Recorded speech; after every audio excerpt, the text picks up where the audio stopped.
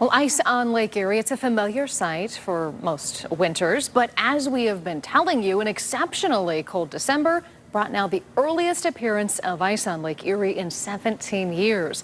While that's good news for ice fishermen in the lake, it's not good news for the freighters that travel the lake who argue not enough is being done to help them break the ice up.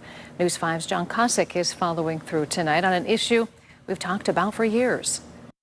Ice on Lake Erie, always a fascinating sight from Air Tracker 5, the floes building and moving across the water. But this year's early formations coming at what is a pivotal time for shipping on the Great Lakes. These are critical days in the shipping industry. We need to make sure that our steel mills have enough supplies on the ground to get through the winter. Jim Weekly is president of the Lake Carriers Association, which represents the companies operating cargo vessels on the Great Lakes, operators that are heavily reliant on ice breaking, especially in early January in these few remaining days before the various locks and canals connecting the Great Lakes shut down. Remember this, it's a system that's connected. So even if the icebreakers are working on Lake Erie effectively, if they can't get from Lake Superior through Lake Huron to Lake Erie, Cleveland Cliffs is going to be in a world of hurt. It's an alarm Weekly's been sounding for years. We are just icebreaker poor. Telling us in 2022 after his association commissioned a study that showed a $2 billion loss in economic activity over 3 winters because of frozen waterways, that this is a problem that needed to be addressed. In 1979, the U.S. Coast Guard had nearly 20 icebreakers between the Canadian and the American icebreaker fleet.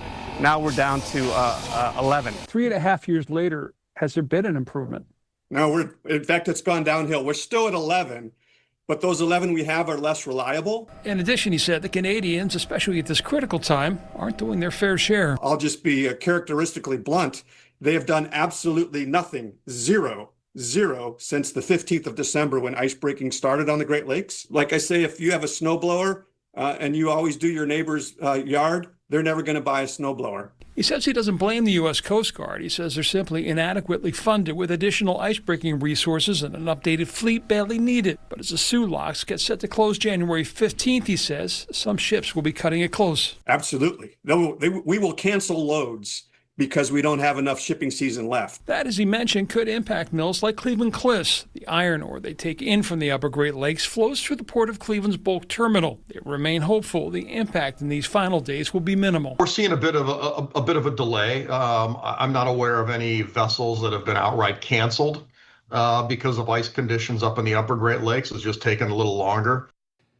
And they're looking not just now at the start of the winter season, but how much ice will remain when the locks reopen at the end of March. I'm here in the Weather Center with meteorologist Phil Sakel. And where do things stand with ice cover in the lake right now? So far, a lot more ice than we've seen in the last few years especially, but most of it in the western basin. That is the shallowest part of Lake Erie that continues to freeze a little bit before everything else does. So coverage is pretty at least expansive in the western half of the Great Lakes. Let's take a look at the coverage across Lake Erie right now. Those red areas are definitely the most coverage, but this does not show how thick the ice is. So despite being almost 100% covered, you don't want to go venture out because the ice can be, a few inches in parts of the western Great Lakes.